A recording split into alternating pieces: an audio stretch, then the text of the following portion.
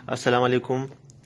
मासी स्कोर करने के लिए हमें सबसे पहले क्या करना है कि पूरे हेड के एरिया को हमने डिवाइड करना है, जिसमें फोर हेड 30% है, राइट और लेफ्ट मिला 30% है, और जो चिन है वो भी 30% है। परसेंटेज को आप भूल जाएं, आप सिर्फ इसको समझ लें कि इस हेड जो है इसका फिक्स्ड जो है वो 0.3 है, ये 0.3 है, ये 0.3 है और ये 0.1 है। ये इसके फिक्स्ड कांस्टेंट है जो कि हमें आगे मल्टीप्लाई करना पड़ेगा।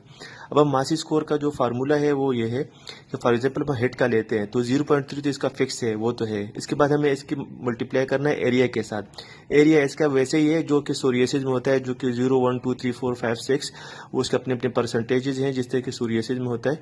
जिस तरह 1 का मतलब है कि 1 to 10 1 to 9, 2 का मतलब है 10 to 29, इस तरह। तो वो जो एरिया आएगा ना वो 1 2 3 4 5 6 के बीच में किसी नंबर का आएगा। तो हमारा जो फोरहेड का होगा वो 0.3 जो कि इसका फिक्स है, और मल्टीप्लाइड बाय ए जो कि ये इसका एरिया हो गया। और इसके बाद हमें जो मालूम करना है, जो एक्टिव चीज़ें वो हमारे पास हैं डी और एच। डी का मतलब है डार्कनेस और एच का मतलब है होमोजेनिसिटी। अच्छा, डार्कनेस का मतलब ये है कि जो एरिया हमने लिया है वहाँ पे डार्कनेस के अपने स्टेजेस हैं, जिसका मतलब है 0 1 2 3 4, यानी एब्सेंट भी हो सकता है, स्लाइट, माइल्ड, मार्क्ड और सिवियर। तो ये डार्कनेस की स्टेजेस हैं कि वो कितना उसकी डार्कनेस कितनी है। अब हम आते हैं होमोजेनिसिटी। होमोजेनिसिटी और डार्कनेस में फ़र्क ये है कि होमोजेनिसिटी अगर उसके अपने स्टेजेस हैं, जैसे 0 1 2 3 4, उसके भी 4 तक स्टेजेस हैं।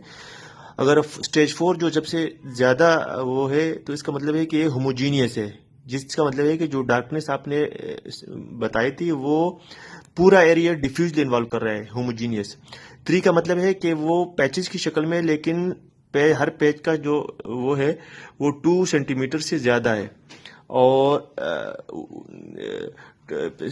जो स्टेज 2 है इसका मतलब है कि पैचेज जो है वो 2 सेंटीमीटर से कम है, और 1 का मतलब है कि ये जो है स्पेकल्स की शक्ल में। तो होमोजेनिसिटी इसमें जब हम मिलाजमा का स्कोर निकालेंगे तो हमें डी मालूम करना है और एच मालूम करना है। डी हमारे पास एक ही आ जाएगा, कोई भी नंबर, फॉर एग्जांपल इसका